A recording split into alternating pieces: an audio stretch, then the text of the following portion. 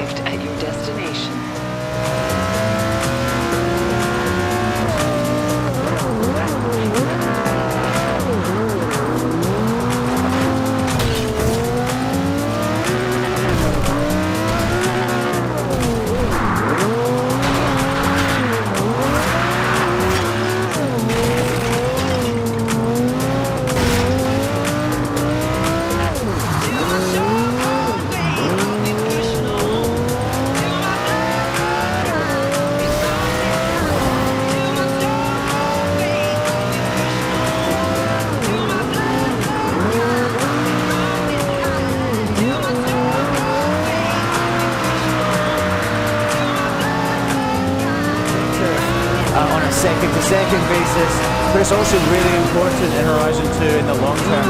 So you'll be using skills to unlock perks within the game. There are 25 different perks to unlock, which will all change or enhance your game in certain ways.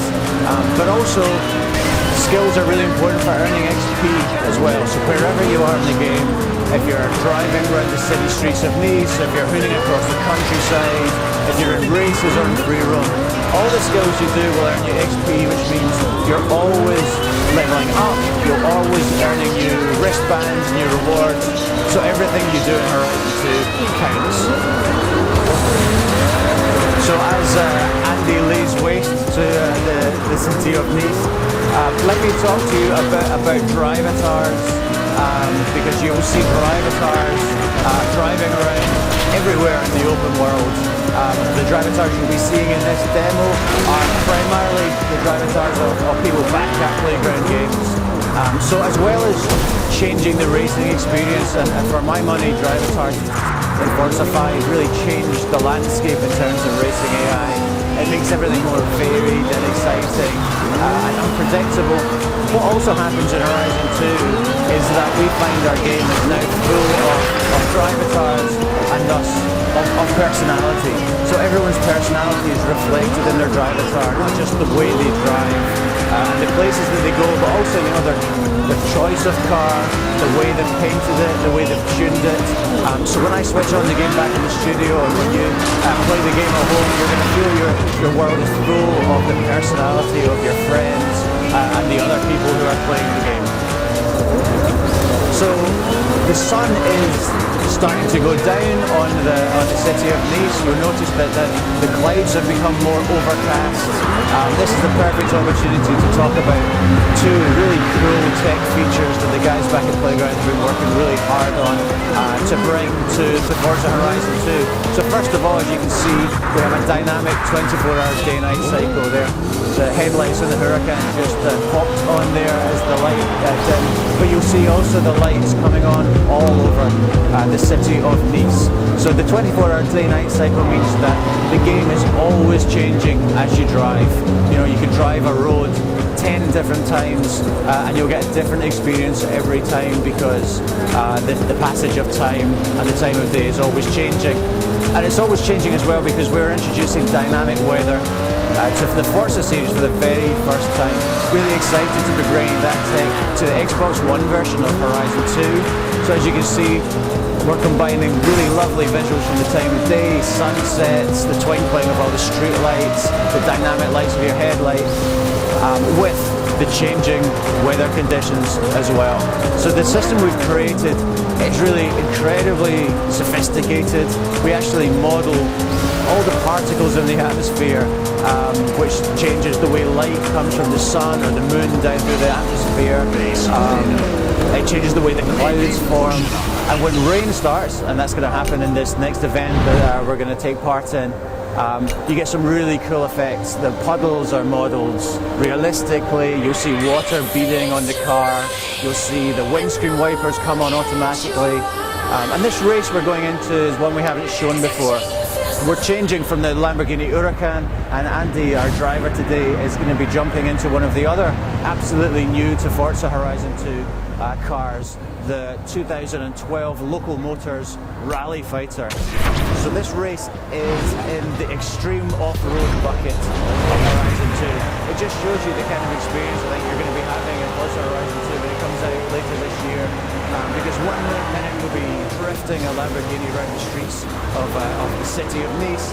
The next you're in a completely different class of car. This is one of the most durable extreme off-roaders in the game. And you're going to be racing away from the city, up a dirt path into the hills.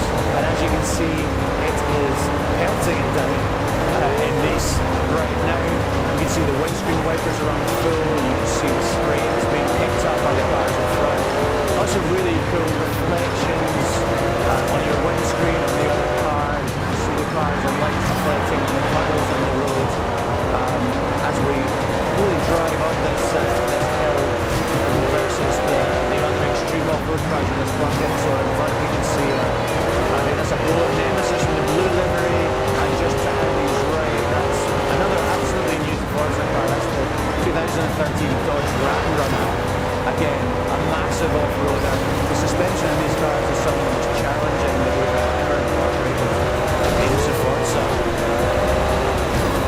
So as you can see in this race, not only is it pouring down, but also we started at night, but the time's progressing dynamically, so the sun is starting to come up, the sky is starting to lighten. You can see, I think, a bit of red in the sky and the clouds as the dawn starts to break.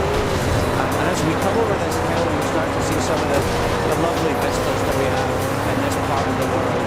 There's a ridge of mountains just behind us, the coast and the Côte d'Azur. And when you get over that, you start to see lovely vistas right up into the rolling hills of Provence. And I really think our art team's done an amazing job pulling this part of the world together. It's one of my favourite areas of the world to go exploring in, to do races in. And in terms of races, we have more than 700 races in the game for you to take part in. A real variety of races. So this is a hill climb, but there are endurance races, there are point-to-point races, street races. We have an all-new event in Horizon 2 called the Cross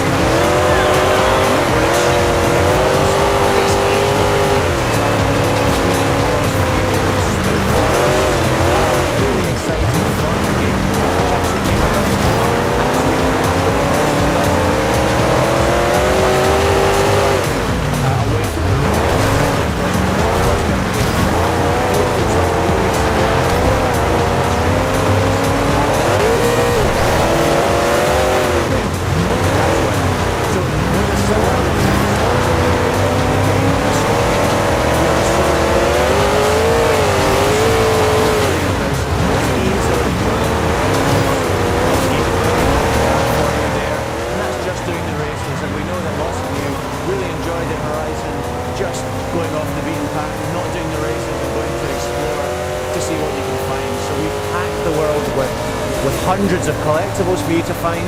We're bringing back barn finds, which we loved from the first game. This time, more than half of the barn finds are completely new to Forza, cars you've never seen before. So there'll be a special thrill in discovering those particular cars. We have the bucket list, which has 30 different challenges hidden across the world. And we also have lots and lots of discoverables, lots of collectibles for you to find. So it really pays just to go off-road, to explore the world, and see what you can find. So Andy hasn't lost that race all day, and that time was no different.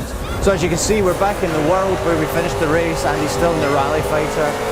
As it's lighter now, you get to see some of its really sleek lines. That 18-inch suspension travel on the rear of the car is some of the most sophisticated we've ever had in Forza. It absolutely eats up the hills and the undulations when you go off-road. So what I really want to talk to you now about is something that we're really excited about in Horizon 2. Right from the start of the project, we wanted to make this the most social game we could, because, you know, our influences are in the real world, our car culture, the festival culture, music culture. All these experiences in real life are, I guess, better enjoyed with friends. They are better experienced with people you know. And we believe Horizon 2 is no different. So we've really tried to create an incredibly long feature list to enable you to play the game with your friends in whatever way you see fit, in whatever way you feel comfortable. So Andy's actually driving to a car meet, which is one of these social features that I'm talking about, because I actually believe that Horizon 2 is a game in which you could make new friends. And a car meet is one such place in the game that you could do that. So Andy's driven into a car meet from the solo game. You'll find car meets all over the open world of Horizon 2. But he's actually driven into an online session. So all the cars in here, they belong to real people. This is a live online session, so he could talk to the people in this session on a voice chat using Kinect or using a headset. They can admire his car, he can admire theirs. It's a great place to come and see some of the incredibly creative UGC that the Forza community are really famous for creating. And what's great is that if he really liked this particular livery, or maybe he liked the look of the tuning setup the guy's running on this particular car, he can grab the livery or he can grab the upgrades with a button press. And this particular player would be compensated, would be rewarded for him so doing. So that's a really cool way of experiencing the UGC, which is a huge part of the Forza experience. But the great thing about car meets is that Andy can drive in online, in solo play, sorry. He can meet some people in this online session, and then they can all drive out together seamlessly into an online experience. And seamless is a word that we keep using about the online experience of Forza Horizon 2. I think it's really important. I actually believe a lot of people don't participate in the online experience in games, particularly in racing games, because of the barriers that we traditionally put up. We make it difficult to get into online, we make you wait, we make you sit in lobbies. We've taken the view in Horizon 2 that we don't want any of that to be the case. We want you to be able to switch between solo play and online play just as easily as changing channels on your television. And we're going to play a video now as part of the demonstration which demonstrates exactly that. So this was direct capture feed from the game back at Playground. We're following one of our designers' cars. John is driving around in solo play. He selects online road trip from the pause menu, and he's back driving his car. So as you can see, it's starting to rain in his game. There are other drivatars driving around, and the game is finding a suitable session for him, which it's done, and he selects. And then we very briefly take you into a cutscene, 2 or 3 seconds, in which we're syncing the time of day, we're syncing the weather conditions. As you can see, they've changed instantly, and John is back driving his car.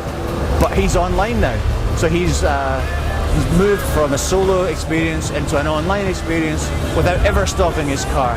He's able to still do drifts, he's able to do skills, he's able to earn XP, but he's now seamlessly in an online experience. And what he's joined is an online road trip, which is why the game has set a destination. You can see that on the horizon there. And if you look at the top left of the screen, there is a 10,000 XP bonus for everyone in the session who arrives at the destination within the time limit. So John has barreled down the ramp there, the hill there, and is joining up with the other players with whom he's been seamlessly matched in his online games. All these guys have just been brought together seamlessly, and they're all driving towards the destination in this online road trip. And as you can see in Horizon 2, it really pays to take the most direct path. You know, you can stick to the roads if that's what you want to do, but if you've got a car like this is a Polar Nemesis, then you can really eat up the miles going cross-country, over the hills, through the fields, towards your destination, and take the quickest route to where you're going. It's also probably the most fun route to where you're going. So there are two ways to play online in Horizon 2. So this one is called Online Road Trip, as I said, and in it you'll be taken on a guided tour of the world. Everyone in the session votes on where to go next, and then everybody drives there across the world, and as I said, get a reward for getting there in good time.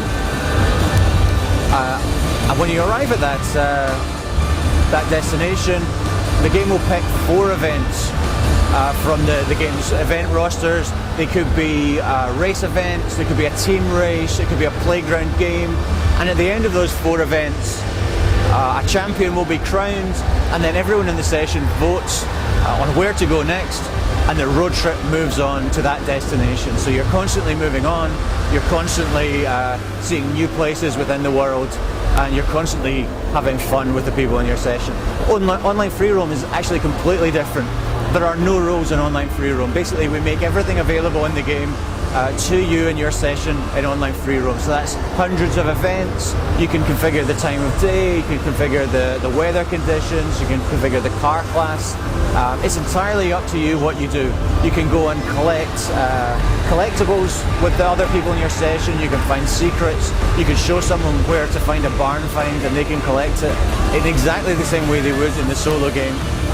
Or you can do playground games, and that's exactly what we're going to do next in this video. So there are 2 different types of playground game in Horizon 2. They were both really, really popular in the original Horizon. Infected and King. Now in Infected, one of the players in the session starts as the infected player. He has to infect the other players by crashing into them, and your goal really is to survive for as long as possible. The last player to survive is the winner. But we're about to do a King game.